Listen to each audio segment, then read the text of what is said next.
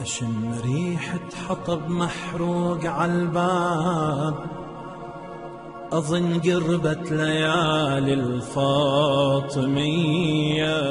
Assalamu alaikum, my dear brothers and sisters.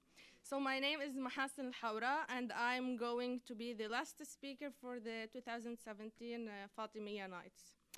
The title of my speech is The Butterfly and the Lamp. So I'm going to start with a short story. It was a silent night and everyone was asleep. I was sitting alone in the living room when I noticed a butterfly flying around the lamp on the ceiling. I could feel her enormous pain each time it approached the lamp. Each time it touched it, it had to fly away to endure the pain. However, the butterfly flied again towards the lamp. I watched her doing it over and over until it died. The point is that each time the butterfly approached the lamp, I recalled something I once wanted from this dunya. In life, we all once wanted something so badly, just like this butterfly wanted and loved the lamp. We would have wanted probably jah, kids, money, a job, perhaps a partner. We all have been in this situation. However, the difference between us and this butterfly is that Allah gave us mind. Allah gave us free will. We choose whether to die trying to reach something pointless or live trying to achieve something great. بسم الله الرحمن الرحيم وما خلقت الجن والإنس إلا ليعبدون. صدق الله العلي العظيم. This ayah says that God created jinn and ins to worship Him, no other purpose. This ayah reveals the ultimate reason for our existence. It shows the true goal which we should work to achieve, the rida of Allah. How can we achieve it? By being good Muslims who follow the rules of Islam. But it's hard. It's hard in this present. Ladies and gentlemen, we are facing a cultural war which is the most dangerous and most cunning of its kind. Morals, ethics, and principles vanish in a deceiving way. New habits and intruding ideas sneak into our communities and houses and destroy the bases. Isn't it weird that the Islamic world is falling apart? Actually, isn't it weirder that Palestine is still occupied? No, actually, the weirder is that Arabs united for the first time since a while to bomb innocent people in Yemen. No, but that isn't only it. Fitna spread to reach Bahrain. If you just see how hideous and brutally people are being executed. The way this war works is redirecting us from our main goal and purpose, destroying the good ethics our religion, and not only us, the humanity should follow. They have done good so far. We are all victims. Unfortunately, there are a lot of problems in our community, and it all begins with the family. Why? Because we still lack the basic knowledge of how to raise our kids, or how to deal with our partner, or how to treat our family, or how to treat individuals in general. So I'm gonna start by introducing a little hadith, which Imam Zain Al-Abidin says. And I'm going to say it in Arabic, then translate it in English. So, جاء في رسالة الحقوق للإمام زين العابدين عن حق الولد وأما حق ولدك فتعلم أنه منك ومضاف إليك في عاجل الدنيا بخيره وشره وإنك مسؤول عما وليته من حسن الأدب والدلالة على ربه. In the letter of rights by Imam Zain al-Abidin, peace be upon him, the section regarding your own children's right, he says, it is his right that you know that he is from you and are jointed with you in this dunya with his good and bad deeds, and that you are responsible for what you raised him and taught him of good manners and deen and guidance to Allah. Allahu Akbar. So you, as a parent, you are responsible for his deeds, for the ethics, for his morals, manners, deen, for his prayers, for his sawm. All these contribute to his character upon you are responsible for building. It is really important to have the proper knowledge of dealing with individuals, especially kids. So I would like to share a small story which inspired me to look into this further. So back in Lebanon, I was playing with an 8-year-old boy, Beyblade, you know those little toys which spin? We all have played with them in a certain age. So he got so excited and he started running and jumping. He suddenly hurt himself and fell. I could see a little bit of blood on his wrist. He was about to cry when I told him, hey, Haidar, isn't your name Haidar? And isn't Haidar the nickname of Imam Ali? Aren't you as strong as Haidar? So, you know, like Hollywood movies, the kid just gave me that look, like the hero just woke up from death and he started jumping all over the playground. If this kid didn't know who Imam Ali really is and how powerful he was, he wouldn't have had this motivation after what I have told him. So, elaborating more. So I'm going to share a few stories which in general, I gathered, and I feel that they are important for parents to know and to listen about. So as we know, kids are subjected to new ideas through technology, internet, media, and in school. So I was wondering, so do parents actually care about the surveillance of the internet usage for their kids? How many parents do actually check their kids' YouTube history or Google? It seems as a ridiculous question, but when I was in Montreal, I had a lot of experience with little kids and teenagers. Yes, I'm extending to 20 years old, 21, 25. They are Muslims, but unfortunately, yeah, their parents didn't raise them or don't check what they do or the ideas which they have. And also, the parents should really focus on meeting the friends of the kids, who they are, because friends have huge influence. So there was this guy, he was religious, he used to wake up to Salat al-Fajr and Salat al-Layl, and yeah, he was a good Muslim. However, his friends weren't. By time, months after months after months, he stopped waking up to Salat al-Fajr.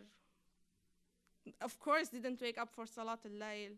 And he started smoking, paying a lot of money to smoke. It became an addiction. And his friends were really a bad influence. Yeah.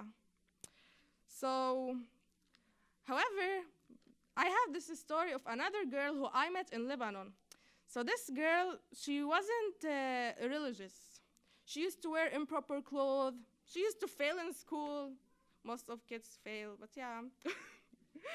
So she met those new friends, and those friends, they had a positive influence on her. I could see that she was achieving high grades, and she became religious, and she wanted to know more about religion, just like her friends, which is truly amazing, because that happened in like only 1 year, 2 years.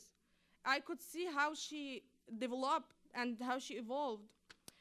So what I said before was just some guidance from the practical application of Islam, and I would like now to move on to the aqidah and the emotional connection. So there's this hadith was Sayyida Fatima, which says, if you do what we ordered you with, bima amarnak, and you leave what we prohibited you from, tantahi amma amarnak, you are from our Shia. If you don't, then you are not. Then oops, we are not from the Shia, because we all do sins at one point. However, Sayyida Fatima alayha salam, she elaborates and says, no, it's not like that. Our Shia are the best of those who are in Jannah.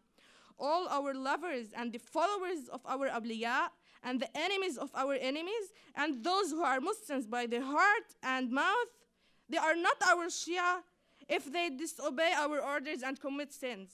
However, they are going to Jannah after they are purified from their sins with either scourges in dunya or with hardships in Yawm al-Qiyamah or in the upper level of Jahannam until their love which they carry to us saves them and we move them to Jannah. I'm so thankful that Allah gave me the tawfiq to mention this hadith. I heard many people, Shia to be precise, who actually think that because they are Shia, they are going to Jannah. What is the price? What is the guarantee? Are we true Shia? Because according to the hadith that I just mentioned, we're not. We all do sins at some point. Are our desires in this dunya worth the consequences? Many people think that because we don't do remarkable sins, then we are safe. Who told you that? Also in رسالة الحقوق للإمام زين العابدين, but this time حق البصر. وأما حق بصرك فغضه عما لا يحل لك وترك ابتذاله إلا لموضع عبرة تستقبل بها بصرا أو تستفيد بها علما فإن البصر باب الاعتبار. So, to summarize this, your sight is to only be used for halal. There are these kind of people, guys or girls, I'm not trying to be sexist, maybe, but mostly guys, who say that the first look is yours, النظرة الأولى لك. So they see a girl, especially here in Canada, not dressed properly. بيطلع. They look like, ما بعرف, maybe you give them a paper and a pencil, ما بعرف, they can draw. Subhanallah, talents. But here in the hadith, al-ghad means khafid, lowering your eyes, your sight. ونقص, ترك, تحديق, to leave what you're doing. واستيفاء النظر. Some مراجع and some scholars talk about zina al-ayn. Another example is it cheating in an exam or assignment. This is also haram, and we all do it. Well, I used to do that in high school, but now that I've grown up, this is haram. Looking at what you shouldn't be looking at in general, hearing what you shouldn't hear in general, you know, those little sins. In Dua Kumail, we say, Allahumma اغفر لي الذنوب التي تهتك العصم. اللهم اغفر لي الذنوب التي تنزل النقم تغير النعم تحبس الدعاء تنزل البلاء. I would like to stand at the sentence or phrase تحبس الدعاء. How many Shias are there in the world? Right now, according to Google, 154 million Shias. Why is Imam Mahdi not upon us now? How many Shias do read Dua al-Ahd or Dua al-Faraj? Actually, a lot. Because our dua is not pure, our hearts are not calling him to come with loyalty. How can we be truly loyal when all we do, when we all do ridiculous sins? And I include myself.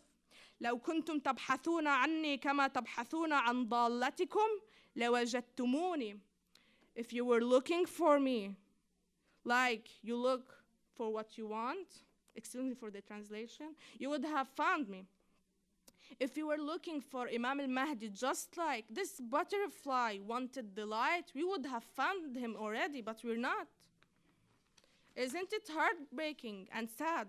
Our Imam, we have an Imam outside waiting for the number of his true loyal Shia to be fulfilled so that he can appear. The only thing that is preventing him from appearing is that the 313 Ansar, they aren't there yet. Brothers and sisters, we have an Imam. We have an Imam, and he is truly outside. But our sins are forbidding our dua to be true. That is not only it. Some ahadith say that this number, the 313, doesn't include the Shia who are alive at the time he appears. It extends to Shia who died carrying the loyalty to Allah and love to Ahl al-Bayt. So more than a billion. Out of more than a billion, so from 1,483 years ago, 38 years ago, to now, there is no 330 person who are truly loyal to Imam al-Mahdi. So, you know, love is something magical. Love is one of the strongest weapons we weak humans can carry in our hearts. However, and I relate to the incident of the butterfly and the lamp, we should direct this love wisely. We all are going to die anyway. Why not live for a purpose, a good one? And the love for Ahl al-Bayt and Imam al-Mahdi is the best love that we can carry in our hearts. Say I work hard, I'm educated, I have a lot of knowledge, and I am truly religious, and I love Ahl al-Bayt. If my heart was truly carrying the love for Allah and loyalty for Imam al-Mahdi, but I die, I will come back from death to be with his Ansar or Junud. In دعاء العهد we say اللهم إن حال بيني وبينه الموت الذي جعلته على عبادك حتما مقضيا فأخرجني من قبري مؤتزرا كفري شاهرا سيفي مجردا قناتي ملبيا دعوة الداعي. See? This love has no limits. It has no boundaries. It's not associated with space or time. Brothers and sisters, why not make our purpose to be from those with Imam al-Mahdi? What is our excuse to not aim to be with the Ansar or Junud? Determine who you want to be in the story. Do you want to be from the Ansar or like Ahl al-Kufa who begged their Imam for help but left him alone? We may ask how to reach this martaba. We need motivation. واستعينوا بالصبر والصلاة وإنها لكبيرة إلا على الخاشعين. If you truly believe that what you are doing is right and you enjoy ibadah, then it shouldn't be hard. Step by step. First, you wake up for Salat al-Fajr each time and motivate yourself to wake in the cold and sickness or hard conditions. Then you will feel that it is not enough. You will want more. You will wake up for Salat al-Layl and the feel of guilt of missing it will be like that of missing Salat al-Subh. Then the same for Nawafil and the other mustahabbat.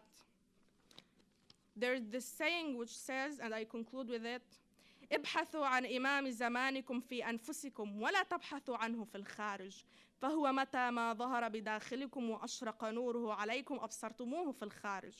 Look for the Imam inside yourself and do not look for him in the world, because whenever you find him in yourself and his light enlightens you, you will see him in the world. صلوات. أشم ريحة حطب محروق عالباب أظن قربت ليالي الفاطمية